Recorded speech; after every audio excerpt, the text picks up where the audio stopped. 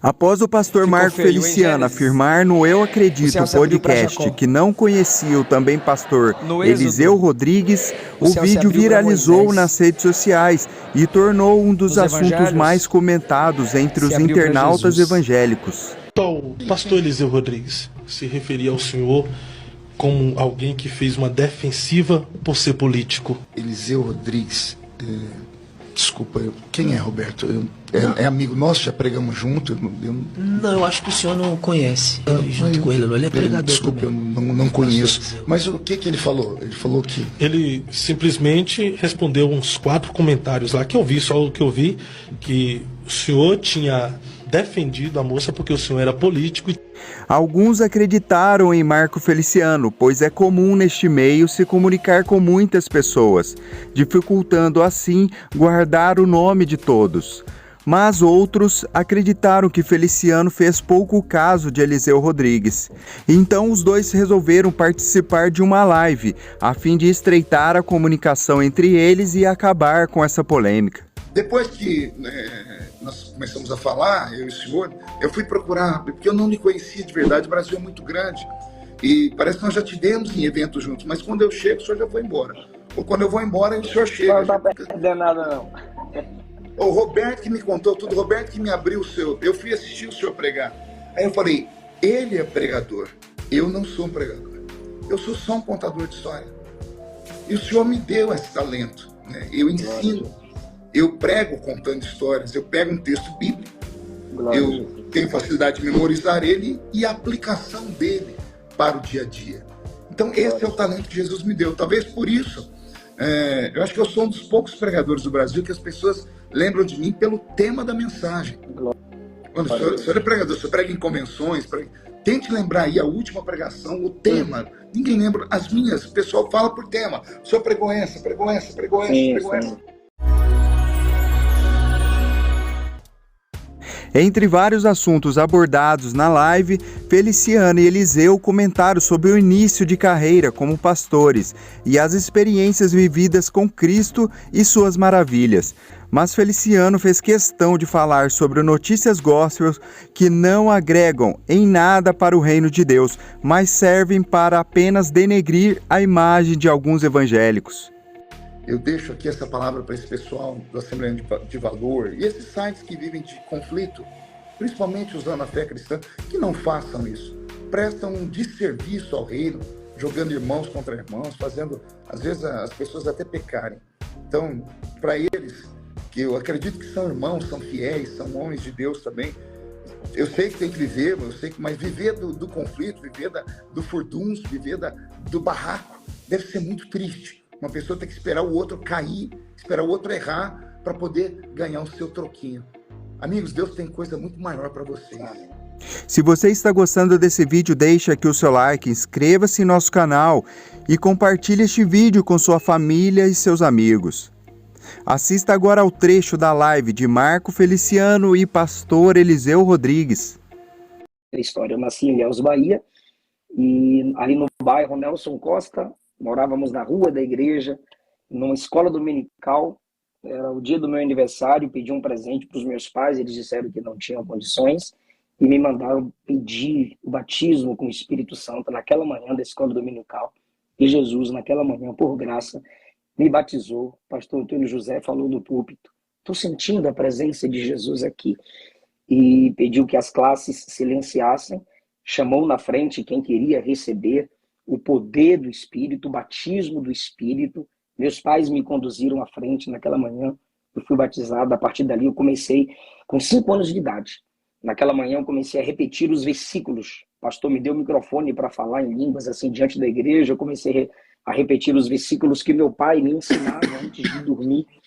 E desse costume de ter oportunidade de ficar repetindo versículos a partir dos 7 anos de idade, comecei a me interessar mais pela leitura da palavra, pelo conhecimento bíblico e teológico. O meu melhor presente era ganhar livros ou Bíblia. Eu ia para a escola lendo Bíblia. Alguém me levava pedalando, eu apoiava a Bíblia no guidão da bicicleta, isso já com 10, 12 anos. No intervalo na escola, eu não jogava bola com os meninos, eu queria ficar lendo. porque eu queria pregar como aqueles pastores do Culto de Doutrina, como o pastor Marco Feliciano, como o pastor Takayama, das fitas cassete. Com 12 anos, eu fui pregar em Brasília, no congresso de criança, com a minha mãe. E após a pregação, um casal chamado Erasmo e Glória, que moram até hoje no bairro chamado Samambaia, Distrito Federal, me levou à casa deles para jantarmos. E era o meu aniversário também. Bateram parabéns, se alegraram. Dormimos. E eu fui orar, e aquela oração de criança, eu disse: Jesus, eu queria morar em Brasília, eu não queria voltar para o meu bairro lá, Nossa Senhora da Vitória, em Ilhéus. E no outro dia, a irmã Glória, o irmão Erasmo, numa mesa, assim, conversando com os meus pais, começaram a falar sobre sonhos, e ela teve medo de falar um sonho que ela teve, eu pedindo para morar em Brasília. E de repente eu criei coragem e pedi a minha mãe para morar em Brasília. A minha mãe começou a chorar e todo mundo começou a chorar, porque tanto a irmã Glória quanto o irmão Erasmo e a minha mãe sonharam que eu pediria para morar em Brasília. E sentimos a testificação do Senhor que era necessário eu morar com aquele casal. A partir dali eu tive alguns desafios teológicos. Enquanto criança, pregando, as pessoas achavam bonitinho aquele menino, magrinho, pequenininho, pregar, cantar, profetizar. Mas chega um momento que você tem aí 15, 16 anos de idade, você já prega para um público diferente. E eu senti a necessidade, eu me senti desafiado a estudar mais as Escrituras. Eu vou dar um exemplo aqui de como foi a libertação. Isso também faz parte do ministério, é um crescimento da gente. Desafio. Eu fui pregar na África há 25 anos atrás, a primeira vez. E aí eu me lembro que eu estava numa igreja que ela tinha 3.000 membros. Era terra e paredes, não tinha teto. Era só paredes, 4 paredes levantadas e todo mundo sentado no chão. Todo mundo, a iluminação do bairro era com lamparinas. Devia ter umas 50 lamparinas para iluminar essa multidão toda. E eu cheguei, todo mundo sentado no chão, o púlpito, vamos chamar de púlpito, um elevado, tinha uma cadeira para mim, e eu sentado ali no púlpito. O meu microfone era ligado numa caixa de som que era ligado numa bateria de carro. Imagine, eu falava aleluia, o povo entendia glória a Deus lá no fundo. Né? E eu, assembleiano, né? Era uma Assembleia de Deus também, falavam língua portuguesa, o português lusitano, sentei no púlpito, e como estava todo mundo sentado no chão, África, né? O ambiente muito denso, muito escuro, as lamparinas mais no alto, quando o pastor disse, vamos ouvir agora o círculo de oração cantar, ficou 500 mulheres de pé. E eu só percebi que as mulheres eram carecas, porque elas ficaram em pé e a cabeça ficou próximo à lamparina. E aí iluminou a careca das irmãs. Imagine 500 mulheres carecas, pastor Eliseu. 500. Quando eu vi 500 mulheres sem um fio de cabelo na cabeça, eu perdi o fôlego. E o pastor percebeu que eu fiquei desconfortável. Quando ele percebeu que eu fiquei desconfortável, ele tocou na minha perna e disse, pastor, está chamando a atenção a questão das mulheres, né?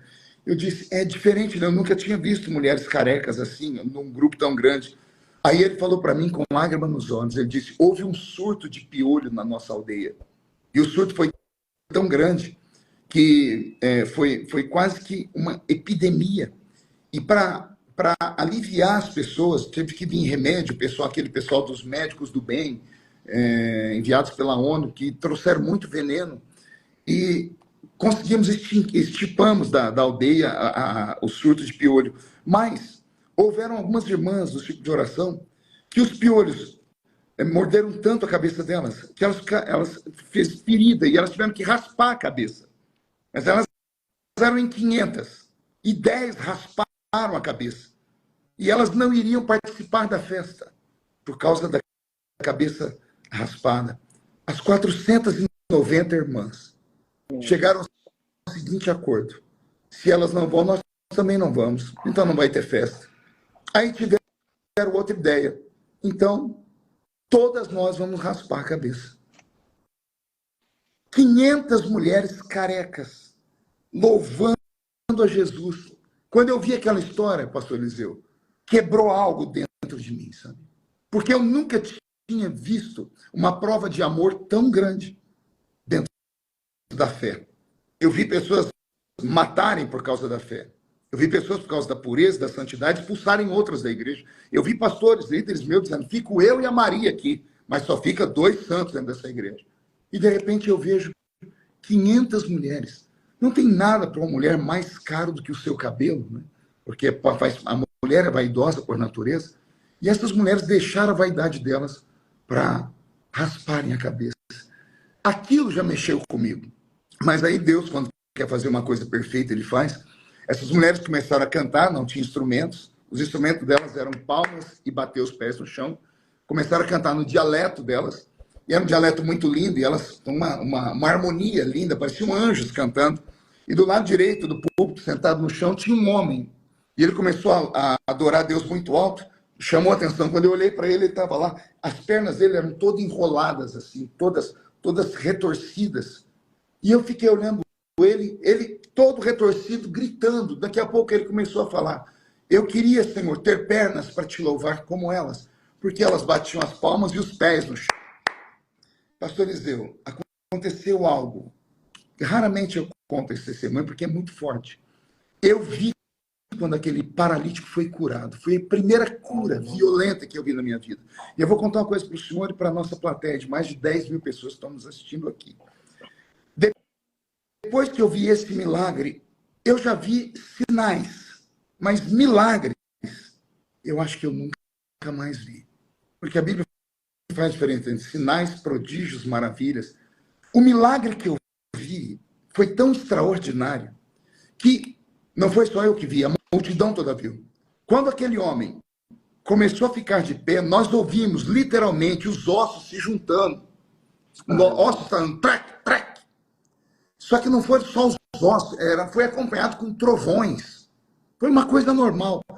Ninguém adorou, ninguém gritou, ninguém pulou, ninguém falou em línguas. Ficou todo mundo assustado. Nós ficamos debaixo de um terror. Quando Deus opera com prodígios e maravilhas, o que acontece é um terror. É um terror. Que você se sente um nada. Você se sente um nada. Aquele homem ficou em pé e todos nós fomos para o chão. Eu não preguei aquela noite. O povo voltou para o dia seguinte, porque aquela noite só o Senhor foi glorificado. Os meus pais falavam que 3 coisas eram do diabo: a política, a televisão e o futebol. Aí o diabo tomou posse do futebol, da televisão e da política daquele tempo. Até que a nossa geração foi sendo instruída e começamos a observar e entendermos que a santidade ela não começa de fora para dentro, ela é de dentro para fora. E que tem coisas que não nos atrapalham de seguir a Jesus de forma nenhuma. Então, quando eu falei contra a política, foi porque eu havia aprendido assim. Mas, de repente, em 2006, apareceu um projeto de lei chamado PLC 122, a Lei da Homofobia. Não sei se o senhor deve lembrar disso. A Lei da Homofobia, meu Deus do céu. Essa lei assustou não apenas a igreja evangélica, como os católicos. Porque ela passou dentro do Congresso Nacional, dentro da Câmara dos Deputados, e na época tínhamos 60 deputados evangélicos já. E 60 deputados evangélicos não foram capazes de olhar um projeto de lei que colocaria uma mordaça na minha boca, na sua boca. Porque o projeto da homofobia, e a homofobia é uma coisa tão esquisita que você não consegue mensurar nem explicar a nomenclatura homofobia. O que é homofobia? Né? Então, só que o brasileiro não quer debate, então colocou-se um ponto final no assunto e todo mundo por medo hoje bloqueia, não se fala, medo de ter a igreja fechada, etc. e tal. Mas por conta desse projeto, quando eu vi que ele passou na Câmara dos Deputados, e eu percebi que faltava em Brasília não evangélicos, mas evangélicos comprometidos com o evangelho. E como o parlamento ele é o extrato da sociedade, por que não a igreja ter dentro do parlamento alguém que milita como profeta na igreja? Como Daniel, diante de Nabucodonosor, ele pregou humildade, verdade e justiça. Paulo, diante das autoridades, ele pregava domínio próprio e juízo e justiça. Que o Senhor continue usando, pastor Marco, esse curso aí que o senhor nos oferece sobre política, oratória e teologia. E teologia. Teologia básica, né? Teologia para leigos, para aqueles que querem. Eu estou preparando agora um curso sobre a Arca da Aliança também. Eu estou tentando colocar no papel, escrever algumas revelações simples que Deus me deu, mas eu acho que podem ajudar muitas pessoas. Pastor Eliseu, obrigado pelo convite para essa live. É um prazer lhe conhecer. Agora eu estou lhe conhecendo. Agora eu conheço o pastor Eliseu Rodrigues. Agora eu conheço ele. E lembre-se, não temas, pois o Senhor é contigo. Até o próximo vídeo.